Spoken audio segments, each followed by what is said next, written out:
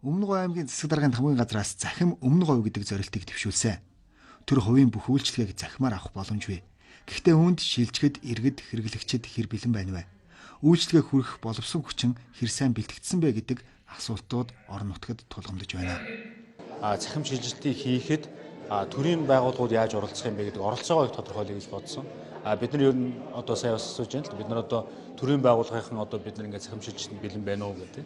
Тэгэхээр энэ бол одоогоор бид нар өмнөг аймгийн хэмжээнд бэлэн биш байна. Тэгэхээр энэ төрийн байгууллагын хэмжээнд захим шилжилтийг хийхэд бид нар яаж ажиллах вэ гэдэг оролцоогоо их тодорхойлох зорилж байгаа. Бодлогоо тодорхойлоход их зорьсон тийм одоо уулзалтаас болж байна гэж ингэж харагдаж байна. Захим өмнөг ой өдрөлг нь энэ сарын 18 хүртэл үргэлжилнэ. Өчигдөр төрийн албаагч нарт сургалт мэдээлэл өгсөн бол өнөөдөр хувийн хвшлийнхэнд зориулсан сургалт болно. Захим үйлчлэгийг нэвтрүүлэхийн тулд иргэд эхлээд зэгцтэй мэдээлэлтэй болох хэрэгтэй байгааг тэд хэлж байлаа. ICT группийн зүгээс бол яг ийм захим аймаг гэсэн ийм бэлэн шийдэл байдаг.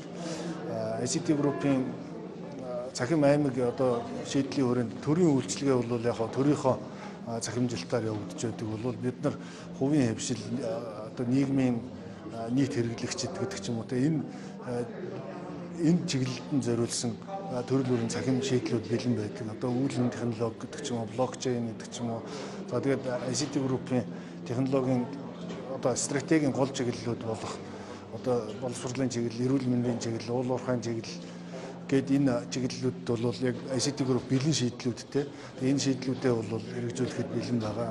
Мөн өмнөг аймагт дата центр баригдахаар төлөвлөлөөд явж байгаа юм байна. Энэ дээр бол бид нар бас туршлага хэлцэх хамтын ажиллагаа хөгжүүлэх тэр дата центр дээрх одоо хатуу зөөлөн дэд бүтцээр хамтарч ажиллах гэдэг ч юм уу ийм боломжууд бол бүрэн бод арга хэмжээ сайхан болж байна гэж бодож байна.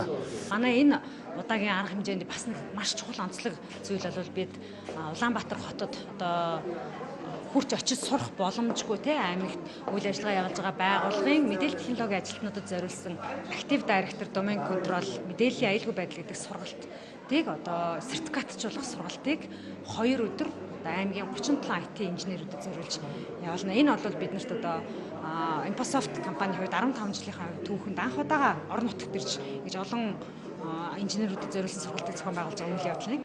Өмнөг аймгийн засаг даргын 2020-2024 оны үйл ажиллагааны нутгийн гишг хөтөлбөрт захим шилжилтийг түргэгдэх зорилтыг тавьсан.